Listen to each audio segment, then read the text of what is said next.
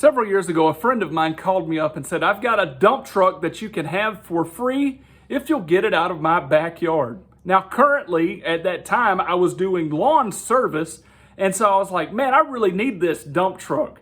This would be fantastic to haul mulch around in or rocks.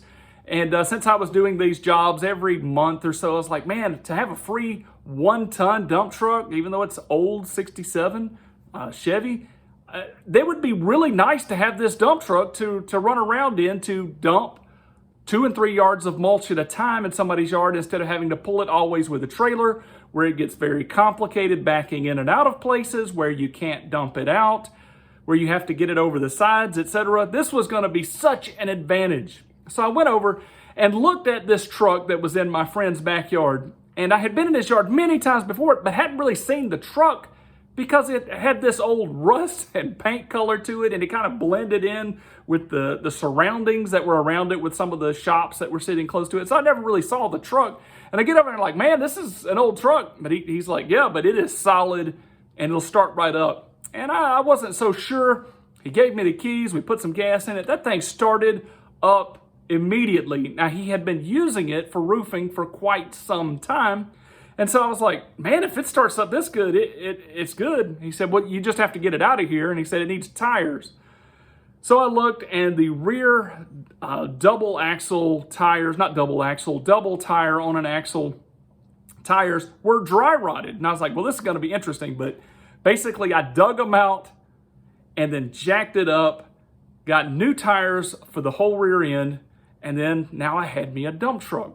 Well, several weeks later, I had done a mulch job, and then I decided I needed another mulch job to do, and this lady said, hey, I need all these flower beds done. And I was like, well, that's going to be about 3 yards of mulch, and that's about 800 times 3, so 3 to 8, 2,400 pounds of mulch that were going to be in the back of this old dump truck. Now, since it was old, you need to understand that the rails around it were plywood with 2x4 reinforcement that were kind of rotted, okay? And so it wouldn't take a whole lot of stress or strain for the sides of this thing to explode or whatnot. But, you know, it was doing its thing. The bottom end of this thing is perfect. And so, you know, I'm going around and doing my deliveries. And I go to drive up to this lady's house. And it was on a slight incline. And so I drove up, and it was probably a quarter mile. Probably about a 2/10 of a mile getting up to her house, and it was there on the left. And I got up there and I tried to pull into the driveway, and it wouldn't pull into the driveway. It was the transmission just wasn't grabbing. And I was like, I tried it a time or two, and I'd pull up because her driveway was uphill a little more, and I was like, man, that's just not working. And so I was like, man, this load must just be too heavy. Now, I don't know how hands-on you are, but like, there's some things that you don't understand what you're working with until you begin to work with them, and you don't know if you've overloaded a vehicle until you've overloaded the vehicle. I think I overloaded the vehicle.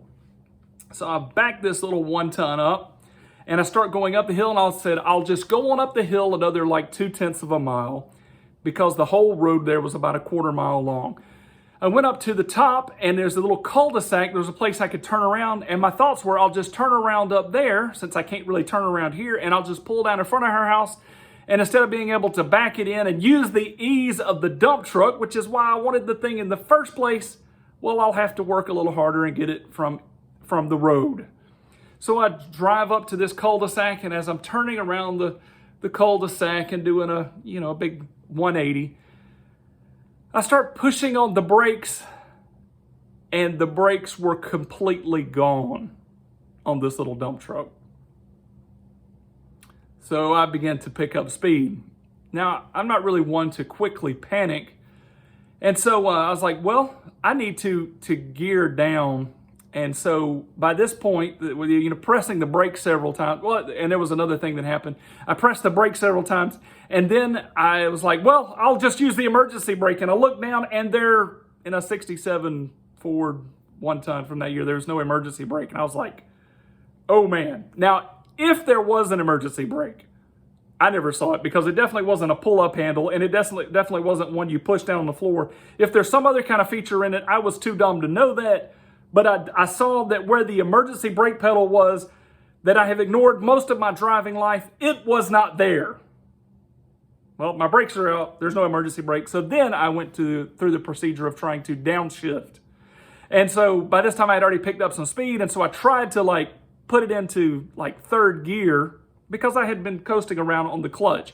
As I had tried to put it down into third gear, it just ground. It was like, I was like, oh my goodness, what is going on? So then I was like, now that I'm picking up even more speed, I'm like, if I downshift to second, it's really going to grind these gears, but I've got to do something to get this truck stopped because I am going downhill quarter-mile straightaway that ends in a T. I figured that by the time that I got down to the end of the road that I could try maybe to make a 90-degree turn, but I didn't think that was going to go well. There was houses across the street about 30 foot off the road, and there were driveways between the houses. But coming down at 45, 50 miles an hour, I wasn't quite sure if I could dodge the houses anyway. And besides that, there's a creek in the back. If I could happen to go through that, remember what I told you about the side rails, I believe that if I hit down in there, that all of this load behind me was going to dump down on top of me and probably crush me alive in the cab of this truck. So yeah, I'm getting a little frantic at this point.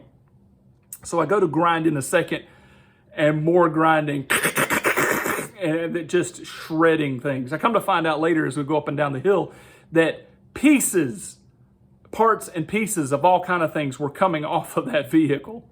I tried to grind in first gear and totally burnt the first gear as well. And now I am in a complete 30 to 40 mile an hour roll coming down this hill with over a ton of mulch behind me. A 90-degree place coming up, and I've got to decide, do I take the 90-degree turn or do I shoot between these two houses? But I chose a better option and I prayed. I said, God, you are the only one that can stop this vehicle. You're the only one. And that's about all the prayer I got out. And I'm sorry, anybody knows me know I cry a lot at church and stupid commercials and things like that. But as I was coming down this hill and I prayed that prayer, I was like, God, you're the only one that can stop this vehicle. Almost instantly, I felt, and there was this horrendous grinding of friction, and I realized that the axle had broke on this dump truck, and now I am sliding down the hill with this back axle grinding into the asphalt, which is like a boat anchor, and it is dragging me to a stop, which was absolutely amazing. And as I look up, I could see those two huge tires coming down, and they plowed into they were coming down and they plowed into the car that was parked on the street beside me and shot up in the air, I'm guessing close to 50 foot before they came down and landed. I get out of the vehicle, and all of the brake fluid that was on the ground that had now been ignited by a friction fire. But because there was so much mulch, I could just take the mulch and put the fire out. But I came to a full and complete and safe stop. And it even, with enough slide, had been able to park on the left side of the road while that car was on the right side of the road so that people could still get through in their neighborhood. Except for, scarring up the asphalt pretty badly. Praise the Lord for answered prayers. I just wanted you to know that you can call out to Him in your greatest time of need.